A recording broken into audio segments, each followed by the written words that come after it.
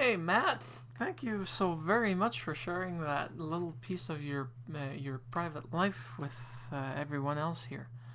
Um, the fact that you're a stay-at-home dad, I didn't know, and I congratulate you on that. Not many men want to be stay-at-home dads. Um, and the fact that you were doing the editing with a 3-year-old and a 3-month-old, one on each knee, you've got my thumbs up in regards to it, because I don't think that I'd be able to handle it myself. That said, I'm happy to say that we were both hit by the same storm front system that actually hit the eastern seaboard and us here over in the Maritimes. I'm happy to see that your snow was more light, powdery than the heavy, sticky stuff that I have, or that we received here in Moncton. And I'm happy you bought a sled for your son. I'm happy that you seem to have enjoyed it, and I do mean seemed in the most interesting way, because for an Australian, correct me if I'm wrong, but I'm not certain if Australia does receive any snow, but I might be completely wrong.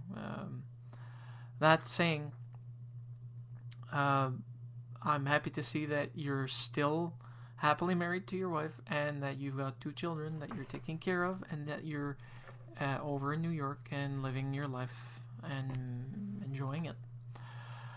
The only thing I'm kind of angry about is that it's not always easy to find a hill, and sometimes you have to find a good hill.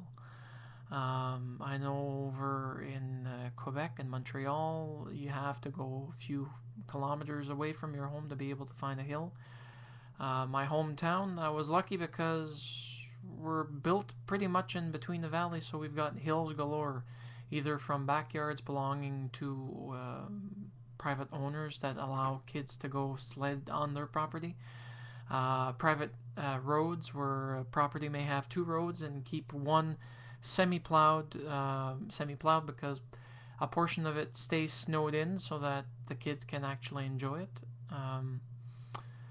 Trying to think, there's a business in Drummond that actually has that's Drummond, New Brunswick, for those that know Madawaska County. If not, look it up on Google or MapQuest or any other map software, and you'll be able to find it. It's potato country. It's right next to Grand Falls, but in winter, they've got a place that actually caters to tube enthusiasts. By tube, I mean inner tubes. You know, gigantic inner tubes. The ones used in, I call them skidders. I'm trying to think what they're logging tractors, basically. They're huge. When you're standing up to one, the tube is about like yay big. The ones that they're using are similar to what you see in water parks, but they're a little bit more rugged because in wintertime, depending on the type of plastic or vinyl material you're using, if it's not made for winter, it'll crack and split, and it will suffer immediate death if it hits anything hard, such as a jagged piece of ice, piece of rock, anything really. And but it's fun because you can go up a hill, you wait your turn, and then you go down. And when I was a kid, I remember doing this quite often. Here, I'm happy to say that there's no hills close by, but I have a hill that's very suitable over in Centennial Park that has the proper pitch to be able to actually sled down at high speeds. Well, semi-high speeds. They've got 2 hills actually in Centennial Park. Apart from that, you might be able to find others around the area, such as Magnetic Hill, which, apart from the fact that we're world renowned because we had Pope John Paul II come and visit, and they actually had the site done. We had the Rolling Stones that came for a summer concert. I'm trying to think, they have lots of summer concerts being done there nowadays.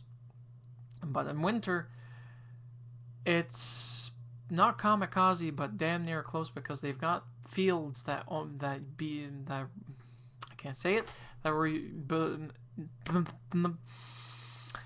farmers own the fields. There we go. And the fields have remained pretty much the same way. In fact, some of it's still being used for hay or agricultural growth. but in wintertime it makes for awesome sledding. The only thing is that walking in it to climb up the area is what gets you tired more often than not, because you have snow that will be up to your knees or waist, all depending. I haven't been out in the fields. I haven't been out in Centennial since the new snowfall, and I'm still waiting for the proper conditions to be there, which should be by tomorrow or possibly this weekend, where I can get Mitch and myself to go out and do some sledding and get myself filmed in action of either crashing, killing myself, or anything else. Anyways, thank you so very much, Matt. You're awesome, and I'm happy to say we didn't get to see your wife, but we got to hear her. Give her a big hug from a Canadian fan of yours. She deserves it. Have a nice one.